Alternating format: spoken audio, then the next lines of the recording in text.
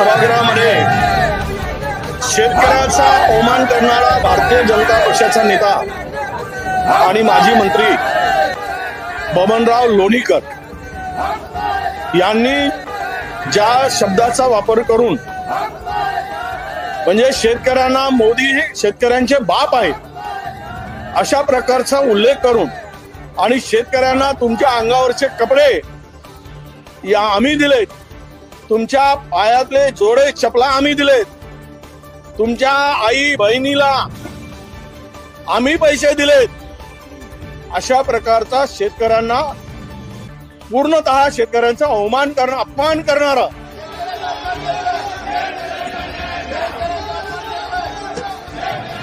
सभागृहाचं कामकाज नियमित चालण्यासाठी मी विधानसभेचा अध्यक्ष म्हणून माझ्या अखत्यारीत नानाभाऊ पटोले यांना दिवसभरासाठी सस्पेंड करत आहे। असंच चालतं नियमाप्रमाणे, तुम्ही सांगाल तसं कामकाज चालणार नाही। बोला बोला। अध्यक्ष महाराज या सदनातले सन्माननीय सदस्य लोणीकर आणि राज्याचे कृषी मंत्री ज्या पद्धतीनं सातत्यानं शेतकऱ्याचा अपमान करतात आहे, शेतकऱ्याचा अपमान करतात अध्यक्ष महाराज, हा अपमान आता राज्यातला शेतकरी अन्नदाता सहन करणार आहे। अध्यक्ष महाराज, या राज्याच्या मुख्यमंत्र्यांनी या राज्याच्या शेतकऱ्यांची जाहीर माफी या सभागृहात मागितली पाहिजे। अध्यक्ष महाराज, त्या पद्धतीनं सातत्यानं मोदी तुमचा बाप असेल, शेतकऱ्यांचा बाप होऊ शकत नाही अध्यक्ष महाराज, आणि या पद्धतीनं ज्या पद्धतीचं वक्तव्य हेच आहे अध्यक्ष महाराज, अजिबात नाही चालणार अध्यक्ष महाराज, याच्यावर कारवाई झाली पाहिजे। जे सन्माननीय सदस्य नानाभाऊ तुमच्याकडनं असंसदीय भाषेचा उपयोग होणं मला काय बरोबर वाटत नाही, हे चुकीचं आहे, हे चुकीचं आहे। दिनांक 30 जून 2025 पासून हे काय योग्य नाही,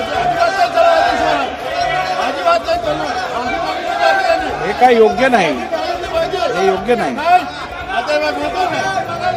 हे योग्य नाही नानाभाऊ, हे बरोबर नाही, बरोबर नाही। दिनांक 30 जून 2000 हे चुकीचं आहे, चुकीचं आहे। सभागृहाची बैठक 5 मिनिटांसाठी स्थगित केली जात आहे।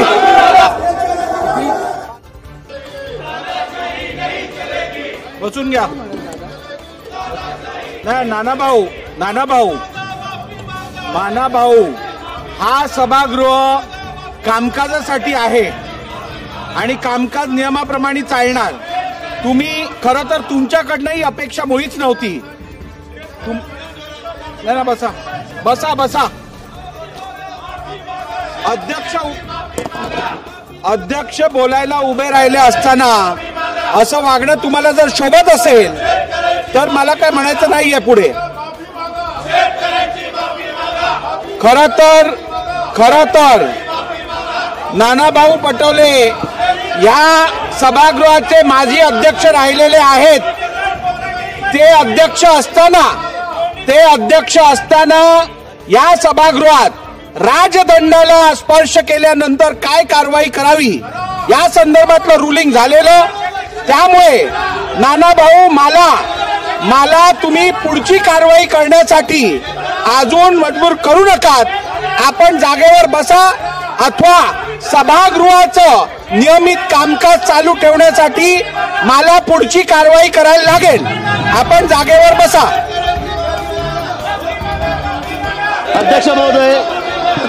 अध्यक्ष महोदय, एखाद्या विषयावर भावना व्यक्त करणं वेगळी गोष्ट आहे आणि थेट अध्यक्षांवर धावून जाणं हे अशोभनीय आहे। अशा प्रकारे अध्यक्षांवर जणू काही अध्यक्षच दोषी आहेत अशा पद्धतीनं अध्यक्षांवर धावून जाणं हे या सभागृहात आम्ही पहिल्यांदा पाहतोय। लोक वर गेले नाही तसं नाही आहे, पण ही पद्धत कुठली आहे की अध्यक्षांच्या अंगावर धावून जायचं? ही पद्धत योग्य नाही, अतिशय अयोग्य पद्धत आहे। अध्यक्ष महोदय, नानाभाऊ हे स्वतः अध्यक्ष राहिले आहेत। अध्यक्ष राहिलेल्या व्यक्तीने अशा प्रकारे अध्यक्षाच्या अंगावर धावून जाणं हे योग्य नाहीये। नाना भाऊंनी माफी मागितली पाहिजे असं माझं मत आहे। नाना भाऊंनी माफी मागितली पाहिजे, त्यांनी माफी मागितली पाहिजे अध्यक्ष महोदय। खालती उतरा, हे काय चाललंय? काय चाललंय? तुम्ही खाली उतरा, हे चुकीचं आहे, तुम्ही खाली बसा।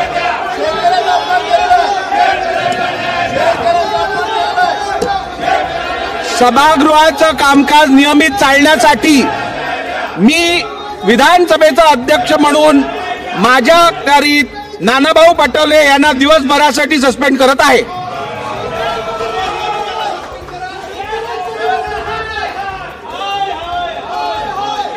आणि जसे काही शेतकरी यांच्या बाबांच्या भरोशावर जगतात अशा पद्धतीचं निंदाजनक वक्तव्य त्यांनी केलं आणि तोच विषय मांडून आम्ही या सभागृहामध्ये सरकारने माफी मागितली पाहिजे, कारण सत्ताधारी पक्षाचा आमदार आणि माजी मंत्री ते आहेत। त्यामुळं आम्ही ही मागणी केल्यानंतर आम्हाला तिकडे बोलू दिलं नाही।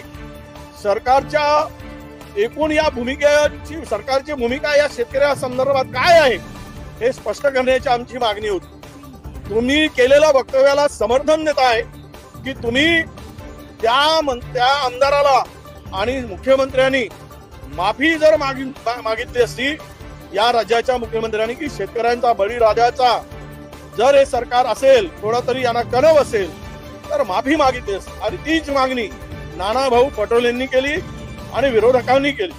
परंतु त्यांना अजिबात बोलू द्यायचं नाही विरोधकांना।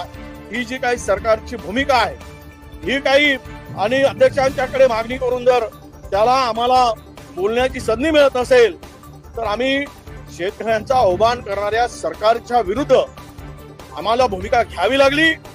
आणि शेतकऱ्यांसाठी आम्ही काय सस्पेंड केलं, काय जेला टाकलं, काय कुठली सजा दिली तरी शेतकऱ्यांसाठी आम्ही लढू, आम्ही लढणार आहोत। शेतकऱ्यांच्या पाठीमागं सत्ताधारी जरी नालायकपणा करत असतील तरी विरोधक म्हणून त्यांच्या पाठीमागं खंबीरपणे उभं राहण्याचा निर्धार, त्यांचा अवमान महाराष्ट्र कधी सहन करणार नाही। महाराष्ट्रातली जनता त्या बळीराजाचा, अन्नदात्याचा अपमान सहन करणार नाही। आणि म्हणून आम्ही ज्यावेळेस मागणी केली आणि नाना पटोलेंनी ज्यावेळेस ही मागणी केल्यानंतर त्यांना 1 दिवसासाठी निलंबित केलं गेलं। म्हणून आज आम्ही सर्व विरोधकांनी जोपर्यंत हे सरकार माफी मागत नाही म्हणून आज आम्ही कामकाजावर बहिष्कार टाकून, जिथे बोलण्याची संधी नाही, जिथे बाजू विरोधकांना मांडण्याची जर त्यांना संधी दिली जात नाही आणि शेतकऱ्यांचा अवमान करणाऱ्याला सरकार पाठीशी घालत असेल तर या विधानसभेमध्ये आज आम्ही बसण्याची आमची मानसिकता नव्हती। म्हणून आम्ही विरोध करून बहिष्कार टाकून बाहेर पडलो आहोत। यानंतर आदित्यजी बोलतो।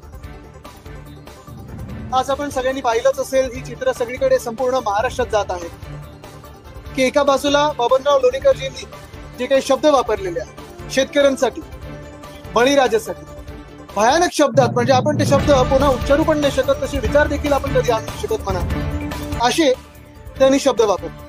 साधी सोपी गोष्ट हीच होती की आम्ही स्थगन प्रस्ताव मांडत असताना त्यांच्या वतीने कोणीतरी किंवा त्यांनी स्वतः माफी मागितली असती, शेतकऱ्यांची माफी मागितली असती, बळीराजाची माफी मागितली असती आणि विषय कदाचित तिथे संपला असता। पण ते स्थगन प्रस्ताव मांडू न देणं, त्याच्यावर आम्ही काही बोलायचंच नाही आणि जणू काही सरकार आणि पूर्णपणे भाजप, बबनराव लोणीकरांनी जे काही वक्तव्य केलं यांच्याशी सहमत आहे किंवा त्यांचंच अधिकृत ही लाईन आहे असं समज केल्याने आम्ही आंदोलन हाऊसमध्ये सुरू केलं आणि त्यानंतर आपण पाहतोय नाना पटोलेजी यांना आज 1 दिवसासाठी सस्पेंड केलेलं, निलंबित केलं। सगळ्यात धक्कादायक गोष्ट ही आहे की महाराष्ट्राच्या विधान भवनात निलंबन होणं, कदाचित आधी वेगळं कोणी वागलं असेल त्याच्यामुळे निलंबित झाले असतील, पण पहिल्यांदा कदाचित असं होत आहे की शेतकऱ्यांचा आवाज उठवण्यासाठी, शेतकऱ्यांचा जो अपमान झाला त्याच्या विरोधात आवाज उठवण्यासाठी कोणीतरी निलंबित झालेला आहे। मला वाटतं हा एक भयानक पायंडा आपण पाडलेला आहे।